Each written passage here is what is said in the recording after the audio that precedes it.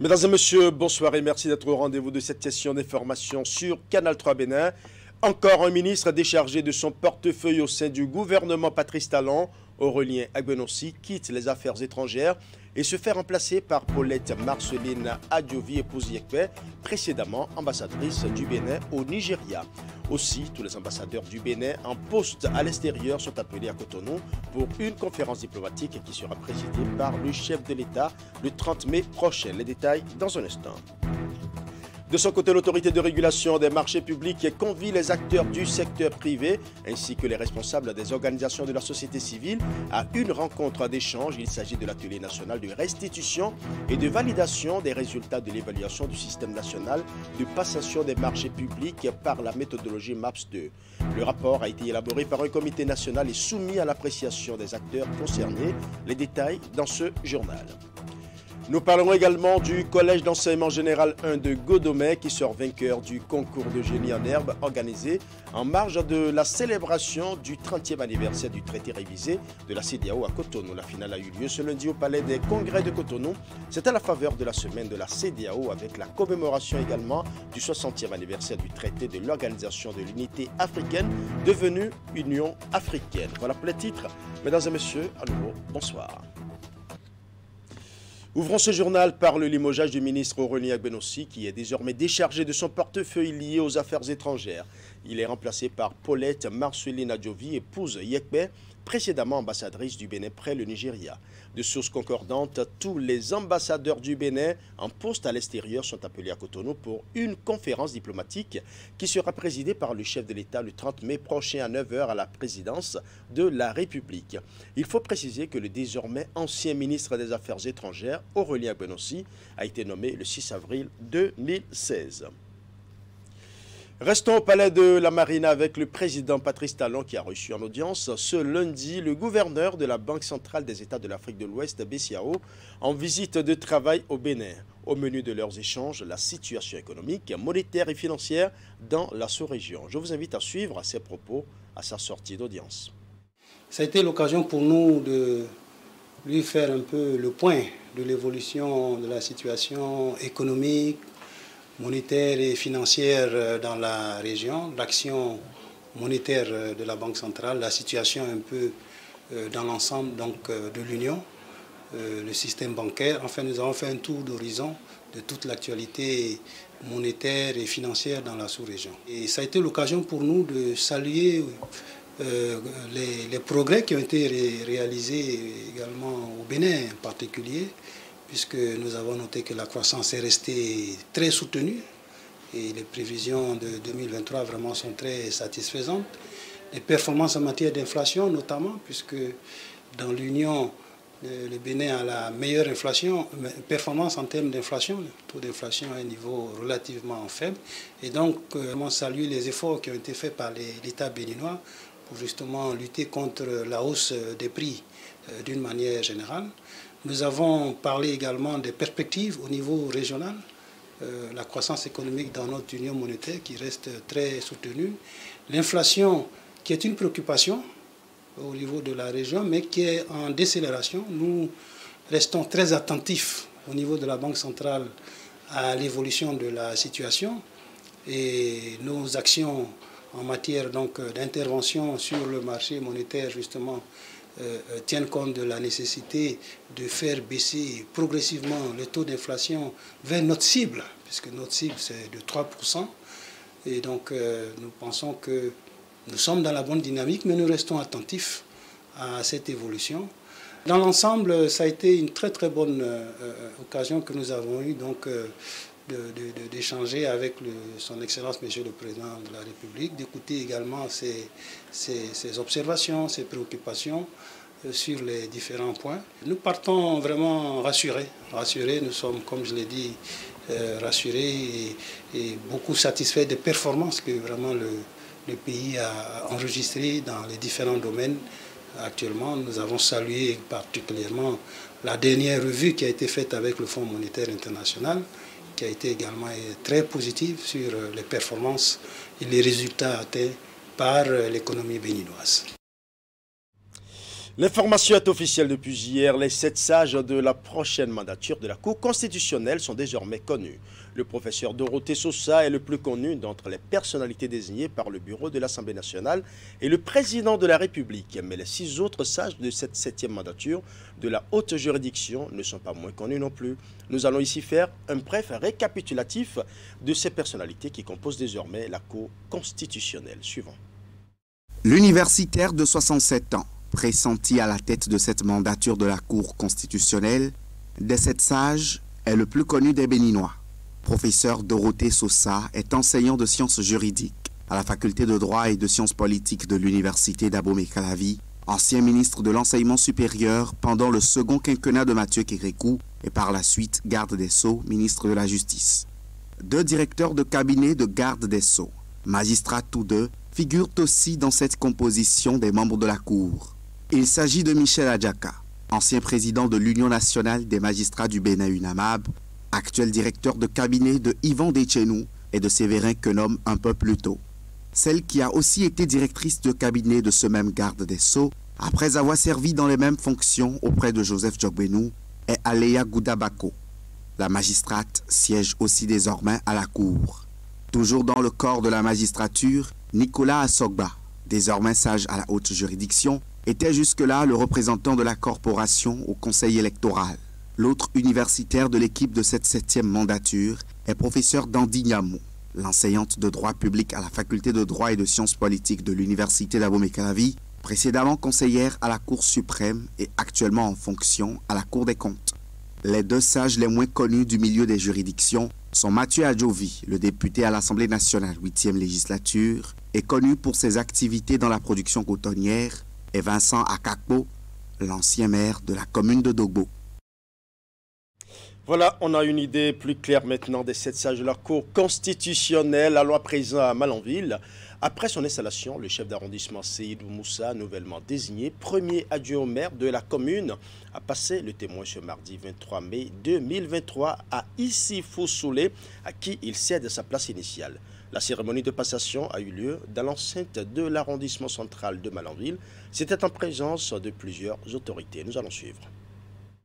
Après un peu plus de 2 années passées à la tête de l'arrondissement central de Malanville, Seydou Moussa cède sa place à Issifou Soulé, désormais nouveau chef de l'arrondissement central de la commune. Leur passation de pouvoir a eu lieu devant l'autorité communale qui souligne l'importance de cette cérémonie sans oublier de prodiguer des conseils utiles. Quand on est chef d'arrondissement donc de Malanville, considérez-vous que vous êtes un maire, parce que ailleurs, dans certaines communes, je le dis sans fausse modestie, mais l'arrondissement central de Malanville, c'est en fait l'équivalent d'un maire. Et donc, ça veut dire que ce n'est pas une charge facile. Et qu'il y a beaucoup de choses au niveau donc, de l'arrondissement auxquelles il faut faire face. Et que donc, pour faire face à cela, c'est que non seulement que vous devez donc avoir la compétence, la vigilance qu'il faut, mais avoir l'appui de votre prédécesseur pour qu'ensemble, la main dans la main, avec mon appui bien sûr, vous ne serez pas seul, pour que la main dans la main, on puisse vraiment conduire la BAC. Je vous installe officiellement à votre poste donc de chef de l'arrondissement central de Malanville et que donc je vous renvoie à vos fonctions. Et plein succès à vous. Dans cette salle de réunion de l'arrondissement central, Seydou Moussa, le désormais premier adjoint au maire de Malanville, tout en émotion, a souhaité une bonne continuation à son successeur. Il place son passage à la tête de cet arrondissement sous une œuvre divine. Beaucoup a été fait, beaucoup reste à faire. À ma prise de fonction, je me suis attelé à mettre en place un mécanisme visant à respecter les tests locaux dans le cadre de la décentralisation. La tenue effective des conseils d'arrondissement qui n'étaient pas, avant mon arrivée, effective. Ensuite, sur insistance du maire, la tenue régulière aussi des conseils de village et de quartier de ville. Certes, il reste encore beaucoup à faire, mais en 2 ans et demi, j'ai pu à 90% réaliser les activités qui sont les miennes. Monsieur le chef d'arrondissement entrant, le maire l'a dit tantôt, nous n'allons pas vous laisser parce que le maire m'a toujours appuyé et assisté. Nous allons continuer dans ce sens. À tout seigneur, tout honneur, dit-on. Dans son propos, le CA entrant souhaite marcher dans les pas de son prédécesseur pour de bons meilleurs résultats. L'œuvre que mon prédécesseur avait entamée, comme on dit que c'est de l'ancienne corde qu'on tisse la nouvelle là. Donc moi aussi je ferai de mon mieux, et même plus avec la cohésion, l'harmonie et tout autre. J'invite toutes les personnes de bonne volonté à nous accompagner dans ce qui reste de notre mandat. En toute collaboration, le CA sortant et le commissaire central de la police ont mené de belles actions. Ce que le commissaire ne souhaite pas, que cela change sous aucun prétexte. L'ancien CA a fait un travail qui est arrivé à niveau, qu'il continue ce travail de sensibilisation aux devoirs citoyens de nos administrés. Parce que la meilleure façon d'être sûr, c'est que chacun se sécurise. Et pour que chacun se sécurise, il faudrait qu'il connaisse ce qui est du devoir du citoyen afin de bénéficier des droits du citoyen. C'est donc l'espérance que la commune de Malanville garde le cap du développement durable et de lutter contre l'insécurité tout en s'inscrivant dans la logique du programme d'action du gouvernement que les uns et les autres se sont séparés. Parlons à présent du Collège d'enseignement général 1 de Godomè qui sort vainqueur du concours de génie en herbe organisé en marge de la célébration du 30e anniversaire du traité révisé de la CEDEAO à Cotonou. La finale a eu lieu ce lundi au Palais des Congrès de Cotonou. C'est à la faveur de la semaine de la CEDEAO avec la commémoration également du 60e anniversaire du traité de l'Organisation de l'Unité africaine devenue Union africaine. Retour sur l'ambiance avec William Cliquant. Les élèves du Collège d'enseignement général 1 de Godomè viennent en tête de cette compétition qui allie culture générale et divertissement. Face aux apprenants du Collège d'enseignement général de Sainte-Rita de Cotonou, ils se sont imposés avec 380 points contre 210 au détour des 2 manches de cette finale du jeu génie en herbe. C'est un bon d'achat de livres d'une valeur de 400 000 francs CFA que remporte l'équipe arrivée première. La deuxième part avec un bon de 250 000 francs et les 2 autres demi-finalistes repartent aussi avec des lots. Il s'agit du complexe scolaire Sainte-Thérèse de l'Enfant Jésus d'Abomey-Calavi, arrivé 3e, et du complexe scolaire protestant Gbeto de Cotonou, sorti 4e. C'est la semaine de la CEDEAO qui se vit ainsi par les plus jeunes, la CEDEAO des peuples. Ceci à l'occasion de la double commémoration du 30e anniversaire du traité révisé de l'organisation sous-régionale à Cotonou et du 60e anniversaire du traité de l'Organisation de l'Unité africaine, devenue Union africaine.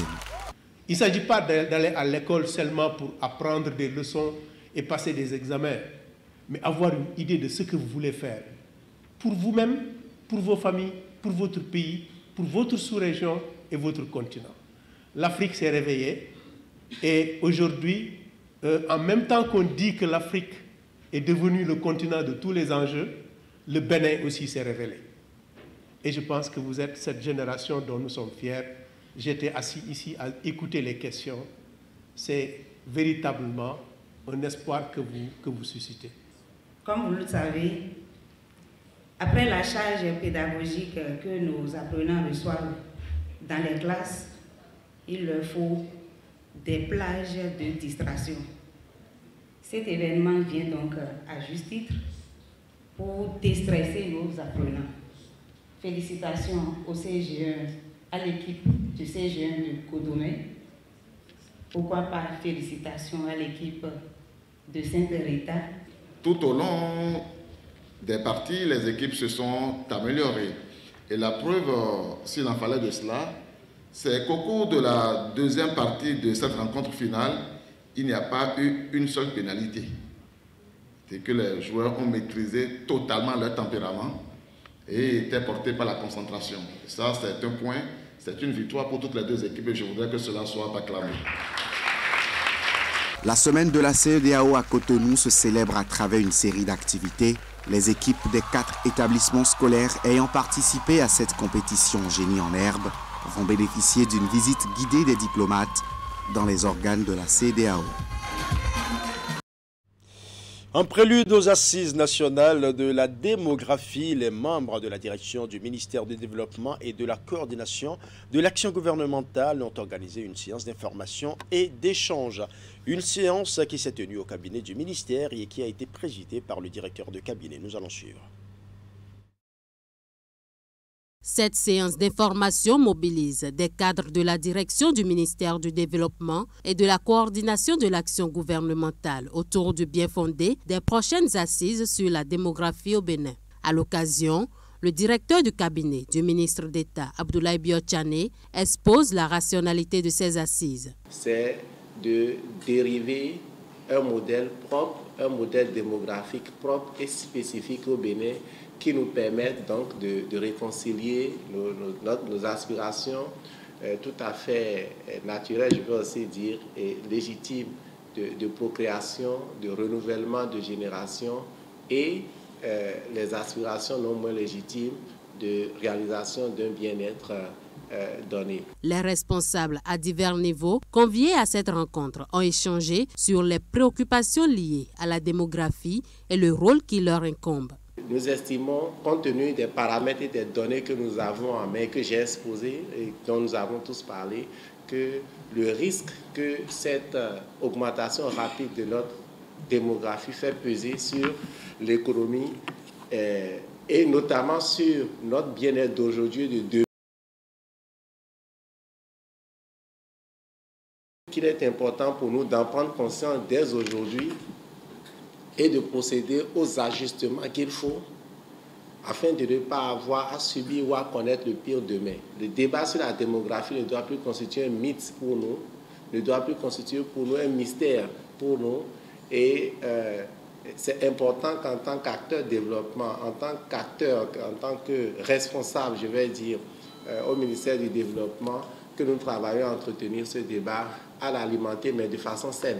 À l'initiative du gouvernement, les assises vont permettre de trouver des alternatives pour impulser un réel développement et créer de meilleures conditions aux générations futures. Plus de 1200 délégués venus des 12 départements sont attendus aux assises de septembre prochain. Nous devons pouvoir nous dire nous-mêmes que nous devons faire des enfants à la mesure de nos possibilités pour pouvoir les encadrer, aussi bien sur le plan éducatif que sur le plan sanitaire. Nous ne disons pas qu'il faut limiter les naissances, mais il faut que nous puissions trouver la manière pour encadrer cela. Cela ne viendra pas forcément du gouvernement, mais cela viendra de tous ceux qui seront associés à ce processus. Plusieurs activités sont prévues pour meubler le processus jusqu'à la tenue des assises nationales sur la démographie. Le mois de juillet sera consacré à des consultations départementales au cours desquelles les préoccupations et propositions des populations vont être recueillies.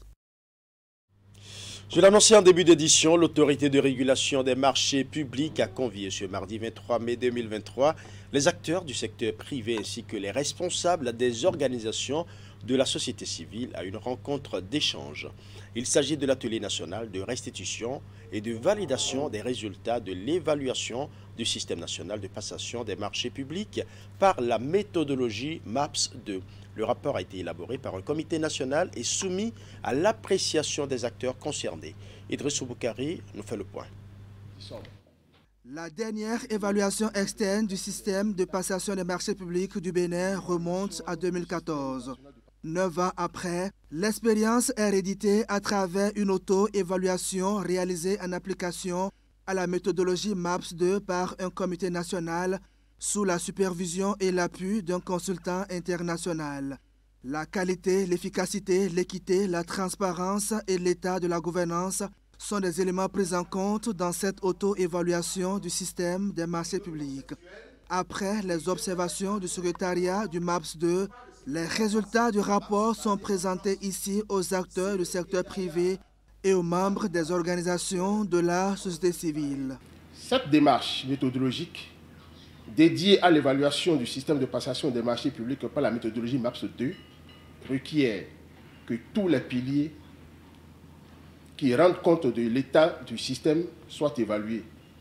C'est pour rendre compte surtout, de prendre en compte tous ces piliers qu'il a fallu attendre un peu plus avant d'organiser donc cet atelier. Il s'agit du pilier 1, cadre législatif, réglementaire et politique. Pilier 2, le cadre institutionnel et capacité de gestion. Pilier 3, des activités d'acquisition et pratique des acteurs. Et enfin, le pilier 4, de l'obligation de rendre compte de l'intégrité et de la transparence du système de passation des marchés publics.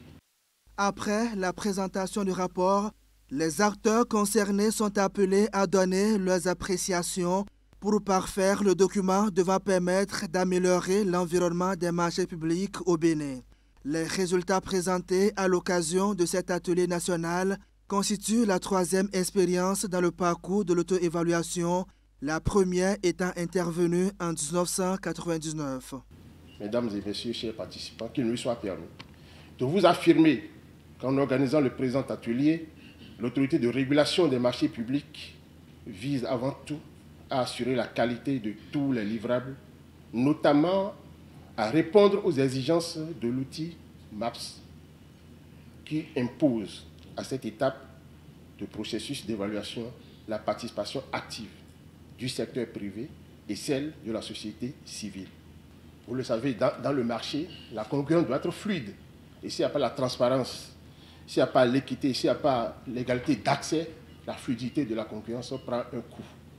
Plus de 200 acteurs du secteur privé, des partenaires techniques et financiers, du comité national chargé de l'auto-évaluation prennent part aux travaux de cet atelier. Le rapport d'auto-évaluation fait des recommandations dont la mise en œuvre permettra de renforcer le système de passation des marchés publics au Bénin. Comment booster les activités entrepreneuriales dans l'Atakora? C'est la principale question qui a taraudé l'esprit de la présidente de l'ONG Tiwene. Elle a donc initié à Natitengu la nuit des entrepreneurs de l'Atakora. Et cet événement, qui est à sa toute première édition, a enregistré des entrepreneurs qui opèrent dans les domaines agricoles, artisanaux, de transformation et de commercialisation des produits locaux bio. Cette initiative saluée par les autorités a favorisé la mise en place d'une plateforme d'échange d'idées, de réseautage et de brassage entre les entrepreneurs. Je vous laisse suivre.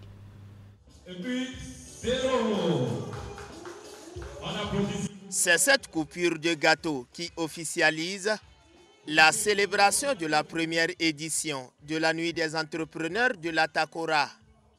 Par cette mobilisation de ces hommes et femmes autour de la présidente de l'ONG Tiwene, les participants entendent ainsi créer un réseau des entrepreneurs intervenant dans les différentes branches d'activité afin de faciliter la promotion et la commercialisation des produits locaux bio. Cela permettra de vanter au mieux le mérite du producteur et de protéger les intérêts du consommateur. Pour y arriver, nous nous sommes engagés dans la recherche des stratégies adaptées afin de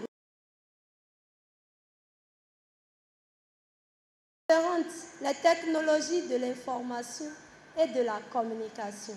Chers entrepreneurs, c'est l'endroit de vous encourager à avancer dans vos différentes activités malgré toutes les difficultés que vous rencontrez. Ce gala des entrepreneurs a débouché sur la mise en place d'une plateforme dynamique dans les domaines agricoles, artisanal et la production des produits bio. Occasion pour le parrain de l'événement d'exhorter les autres entrepreneurs à adhérer à la cause noble afin de booster leurs différentes activités. Je pense que l'initiative portée par l'ONG Tiwene, nous devons tous la soutenir. Je vous demande massivement d'adhérer à la plateforme parce que c'est une plateforme qui va vraiment booster nos affaires. Je pense que ça peut aussi créer un réseau. Natitengu manque de cela, Natitengu a besoin de cela, un creuset où des entrepreneurs peuvent se retrouver. Je félicite la présidente de l'ONG qui a pensé à cette première édition de la Nuit des entrepreneurs. Nous savons combien le rôle que l'entrepreneuriat joue pour le développement de notre pays. Aux côtés de ces entrepreneurs, Elle veut à ce qui ne cesse d'appuyer les initiatives innovantes allant dans le sens de la promotion de l'entrepreneuriat local. Nous sommes à leur côté jour et nuit pour leur apporter cette technologie-là, cette formation-là qu'il leur faut pour pouvoir développer de façon saine et durable et surtout inclusive pour qu'ils puissent aider leur communauté à sortir de l'ornière. Pour la circonstance, une mini-foire a été initiée pour permettre au public de découvrir le label Nateye. Nous allons refermer ce journal par l'atelier de formation des coordonnateurs des YouReporters issus des 77 communes du Bénin. Ils sont à Cotonou sur initiative de l'UNICEF qui entend renforcer les capacités de ces jeunes pour un changement positif dans leurs différentes communautés. Reportage. 77 YouReporters à Cotonou pour un séminaire de formation. Ce sont les coordonnateurs des différentes communes réunis ici par UNICEF pour un renforcement de capacités. Objectif, les outiller pour mieux répondre aux besoins de leur communauté. Vous êtes des acteurs clés qui vont impulser le changement, mobiliser d'autres jeunes et faciliter la mise en œuvre des actions nécessaires pour répondre aux besoins de vos communautés. YouReport donne aux adolescents et aux adolescentes, aux jeunes filles et aux jeunes garçons, la possibilité de s'impliquer activement dans l'identification des besoins, la détermination des priorités, la recherche de solutions et la prise de décisions. Plusieurs thématiques viendront meubler les travaux. Les droits de l'enfant, la paix, la cohésion sociale, la mobilisation communautaire et la gestion des informations. Bref, cette rencontre se présente pour ces YouReporters comme une aubaine à saisir. Nous sommes ici pour apprendre, grandir et créer un lien durable. Alors, profitons de chaque instant, partageons nos expériences, échangeons nos idées et nourrissons nos esprits curieux. La première journée a démarré par une communication sur les violences basées sur le genre, suivie de débats. Les procédures pour le signalement et le rapportage des allégations leur sont aussi enseignées. Et j'ai retenu qu'en tant que coordonnateur ou coordonnatrice, qu'il ne faut pas abuser de ce titre pour pouvoir abuser de ses pairs dans nos communautés. Il faut être passif avec tout le monde. Chez moi, ces conditions sont les bienvenues, puisque non seulement elles nous permettront du moins de nous auto-former, et non seulement ça, de redynamiser cette jeunesse-là qui, aujourd'hui, je dirais, est en train de dévier, surtout quand nous prenons le côté sexuel. C'est parti pour 5 jours de formation au profit des 77 coordonnateurs des YouReporters du Bénin. Ils sont appelés à restituer ce qu'ils ont appris dans leurs différents bureaux, ceci pour une meilleure dissémination.